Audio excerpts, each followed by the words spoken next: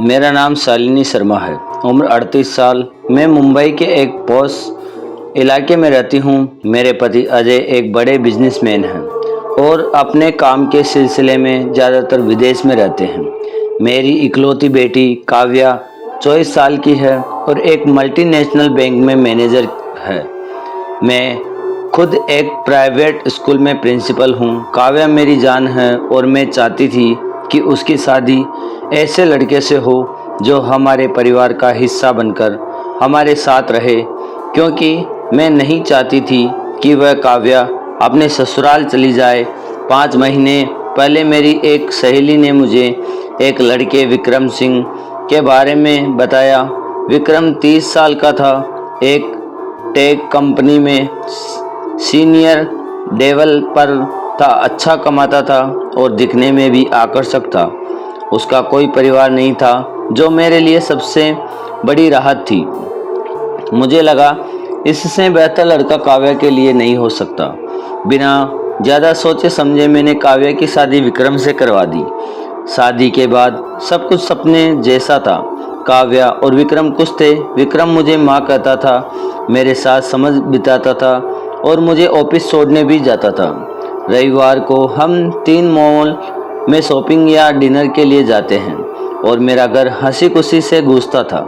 लेकिन कहानी में ट्विस्ट तब आया जब एक दिन मुझे अपने भाई का फ़ोन आया कि मेरी माँ की तबीयत खराब है। मैंने काव्या और विक्रम से मेरे साथ पुणे चलने को कहा। काव्या ने कहा, मम्मी ऑफिस में प्रोजेक्ट की डेडलाइन है, मैं नहीं आ पाऊंगी, लेकिन विक्रम को ले जाओ। अगली सुबह मैं और विक्रम पुणे के लिए निकल पड़े। हम एक भीड़ भाड़ वाली बस में सवार हुए। रास्ते में मुझे अजीब सा लगा। विक्रम मेरे बहुत करीब खड़ा था और मुझे बार बार धक्के महसूस हो रहे थे। मैंने उसे टोका, लेकिन उसने हंसकर टाल दिया। खैर, पुणे पहुंचकर मैंने अपनी माँ से मुलाकात की और अगले दिन हम वापस मुंबई लौट आए। जनवरी की सर्दी थी और मेरे स्कूल में छुट्टियां हो गई थी। काव्या रोज़ ऑफिस जाती और घर पर मैं और विक्रम अकेले रहते। एक रविवार को ठंड की वजह से हम बाहर नहीं जा गए। मैं अपने कमरे में थी, तभी मुझे काव्या के कमरे से कुछ आवाज़ें सुनाई दी। मैंने ध्यान से सुना। विक्रम काव्या से किसी डॉक्यूमेंट पर साइन करने की जिद कर रहा था। काव्या ने कहा, पहले मुझे पढ़ने दें, लेकिन विक्रम ने भावुक होकर कहा, क्या तुम्हें मुझ पर भरोसा नहीं? काव्या ने बिना पढ़े साइन कर दिया। मुझे शक हुआ, लेकिन मैं चुप रही।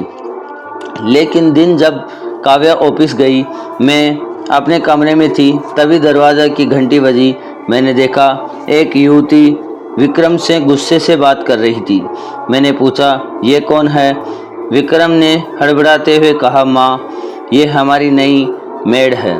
मैंने सोचा आपको काम का बोझ कम हो, लेकिन मुझे कुछ गड़बड़ लगी।